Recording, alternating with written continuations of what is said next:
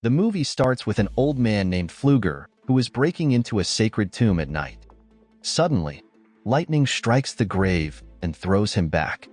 After the explosion, a golden light appears. Pfluger just laughs and leaves. The next day, a young man named Kelly goes to a shop to buy some food. There, he meets a school friend named Dominique. Kelly likes chewing on plastic.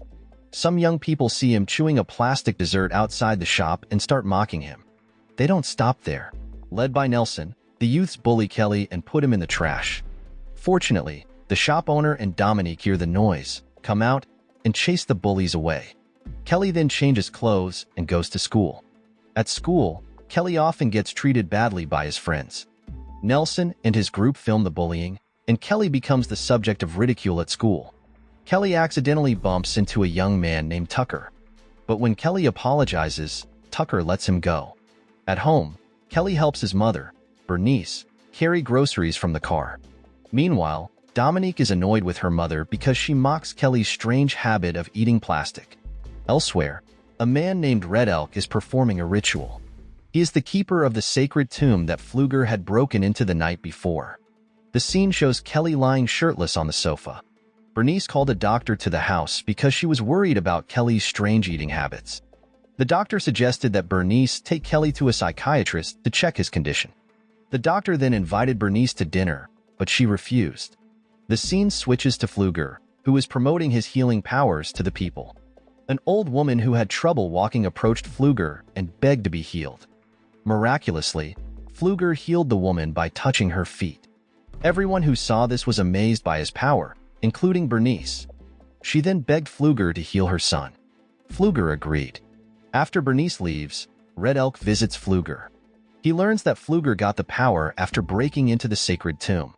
Red Elk urges Pfluger to return the power, but Pfluger refuses, saying he wants to keep the powers. Pfluger goes to Bernice's caravan house. He puts his hand on Kelly's shoulder, who is lying down weakly. Pfluger feels a strange sensation when he touches Kelly that makes his chest tighten. The old man excuses himself to the bathroom to take his medicine. Pfluger tries again to cure Kelly. When their skin touches, the old man's body shakes, and then he suddenly collapses to the floor unconscious. After Pfluger falls, Kelly gets up feeling fresh and hungry. Bernice calls the police and an ambulance. Sheriff Adler arrives, and Pfluger is pronounced dead.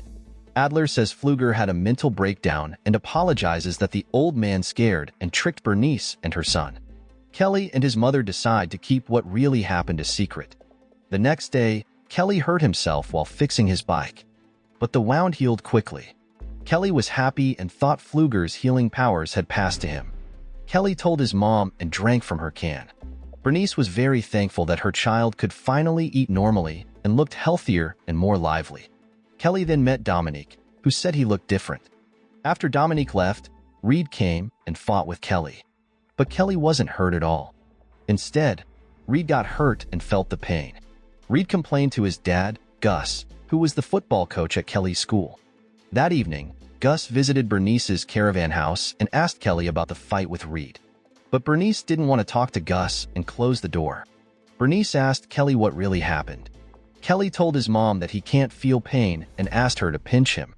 But when Bernice pinched him, she felt the pain instead. Bernice believed her son and told Kelly to keep his powers a secret. While studying in class, Kelly imagined having fun with Dominique and Sarah. Dominique felt something strange but tried to ignore it because she was in class. However, Sarah suddenly screamed because of the pleasure she felt. It turns out Kelly's power can make someone feel what he imagines. That evening, Kelly's school had a party. Nelson and his friends were bothering Dominique, who looked uncomfortable. Kelly went to help her and almost got into a fight with Nelson and his friends, but Gus stopped them. It's clear that Gus doesn't like Kelly and wants to find out what really happened to Reed. Nelson and his friends went home from the party in Brad's car. On the way, they saw Kelly riding his bike home. Brad got angry, gripped the steering wheel, and sped up, trying to hit Kelly. Nelson and the others were scared as Brad drove fast. Brad hit Kelly, and Kelly went under the car. Surprisingly, Brad died, but Kelly wasn't hurt at all. Nelson and his friends reported the accident to the police. Dominique and Sarah were shocked by Brad's death. The police and ambulances came to the scene. Bernice was worried about her son. Kelly had told Dominique his secret, and she promised not to tell anyone. Nelson and his friends said Kelly hurt them on purpose, even though Brad had tried to avoid him. But Sheriff Adler didn't believe Nelson and his friends. The next day, Red Elk visited Pfluger's grave to check something. Meanwhile, Nelson and his friends watched Kelly and Dominique having lunch at school. Nelson seemed to be planning something with his friends. In the evening, Red Elk visits Kelly, who works part-time at a restaurant.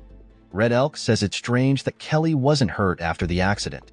Kelly explains that he was thrown into the bushes. Red Elk asks Kelly about Pfluger. Kelly says that Pfluger was trying to cure him and then died. When Kelly gets home, he finds his mother is sick. Kelly goes out to buy medicine for her. Meanwhile, Nelson and his friends are watching Kelly's house. When they see Bernice's car leave, they think no one is home. They attach a chain to the stone support of Kelly's house and pull it with their car. This causes the gas pipe in Kelly's house to break, triggering an explosion that destroys the house and kills Bernice inside. Kelly arrives home and runs into the burning house to save his mother. Sadly, Bernice cannot be saved. After treatment at the hospital, Kelly is declared healthy and can go home. But Sheriff Adler asks the doctor to let Kelly stay in the hospital that night because he has no other family. Adler visits Kelly with some of his late mother's clothes. Red Elk visits Adler at the hospital and tells him that Pfluger's healing powers have passed to Kelly. That's why Kelly wasn't hurt after being hit by Brad and was fine after running through the fire. Seeing Adler's doubtful reaction, Red Elk advises the sheriff to come to him anytime if he starts to believe and see it with his own eyes. After his mother's funeral, Kelly visits Pfluger's grave to get rid of his powers. Dominique tries to comfort Kelly and says that Bernice's death wasn't his fault. But Kelly insists it was because of Pfluger's healing powers. Dominique supports Kelly's decision. After Dominique leaves, Kelly eats dried grape leaves from Pfluger's grave and becomes very sick, coughing badly. Sarah, looking for Dominique, sees Kelly's weak condition but leaves before he notices her. Adler approaches Kelly and offers to help find foster parents and a place for him to live, but Kelly isn't interested. Adler also mentions that it looked like something pulled the rock supporting Kelly's caravan, causing it to fall. Kelly realizes it wasn't an accident but a deliberate act. Nelson and his friends are happy because they think they pranked Kelly. They don't feel guilty even though someone died because of their actions. They even mock Kelly while he is in a car with a police officer. Filled with anger, Kelly jumps out of Sheriff Adler's car and chases Nelson and his gang. Nelson and his friends are about to swim in the river. Kelly hides in the trees by the river. Tucker gets into the water first. Kelly secretly tears off Tucker's shirt and eats it. Then, he strangles himself with the shirt until Tucker drowns. Nelson and the others try to save Tucker, but it's too late. Kelly smirks with satisfaction. Defiantly, Kelly asks who is next. Frightened, Reed runs away. Kelly grabs Tony's shirt to continue his revenge, but Sheriff Adler arrives, and Kelly runs away. Nelson and his friends blame Kelly for Tucker's death when questioned by the police, but Sheriff Adler still has doubts. That evening, Dominique and Sarah talked about Kelly on the phone. Sarah suspected Kelly was behind what happened to Brad and Tucker, but Dominique defended Kelly and quickly hung up.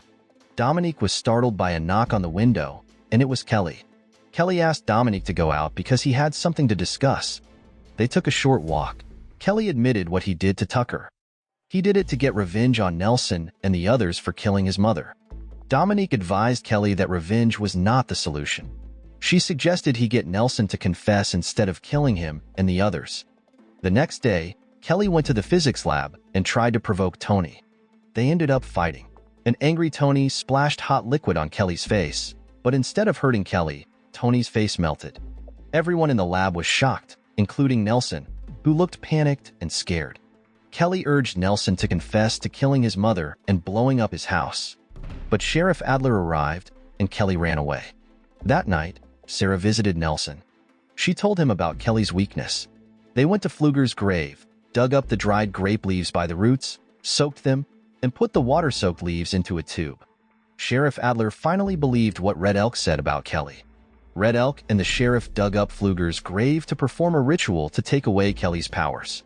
Sheriff Adler then went to the school to explain everything to Gus, but the coach didn't believe him. Adler checked Nelson's car and found a chain and rock remains. The police interrogated Nelson, but he still didn't confess. Kelly then threatened to drill Nelson's leg if he didn't admit what he had done. Nelson refused to confess, so Kelly drilled his leg. Nelson felt the pain and got the wound. Dominique saw this and quickly approached Kelly.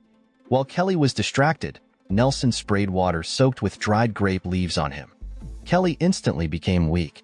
At that moment, Gus grabbed a gun from Adler and shot Kelly in the head.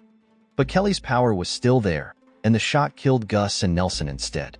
Seeing two people die because of Kelly's power, Dominique was very disappointed. She said Kelly had changed and that she hated the person he had become. Kelly, saddened by Dominique's words, grabbed Adler's gun and tried to kill himself. But Sheriff Adler calmed him down, saying that Red Elk could take away his powers. Dominique, still worried about Kelly, persuaded him not to commit suicide. Kelly finally gave up the idea. In the evening, Red Elk performed a ritual on Kelly, with Adler and Dominique present. When he finished, Red Elk said that Kelly's power was now fused to him and could only be removed by killing Kelly, which would transfer the power to Red Elk. Suddenly, the police arrived at the cemetery, hunting for Kelly, who was now a fugitive. Kelly tried to escape with Dominique, but the police shot Kelly and injured Dominique. They both fell into Pfluger's grave. Kelly wasn't hurt, but Dominique was dying. Seeing the only person he loved showing no signs of life, Kelly decided to eat half of Pfluger's lung. Kelly died instantly. Sheriff Adler could only weep over the tragic fate of Kelly and Dominique. As Kelly and Dominique's bodies were placed in the ambulance, Dominique suddenly woke up in good health, feeling only an itch in her chest. Kelly's healing powers had been transferred to Dominique because Kelly had died. The film ends. So the moral of the story is if you mess with sacred tombs and mystical powers, you might end up turning your life into a bizarre episode of Freaky Friday, with supernatural drama, revenge plots, and unintended consequences. Sometimes, it's better to just leave ancient stuff alone.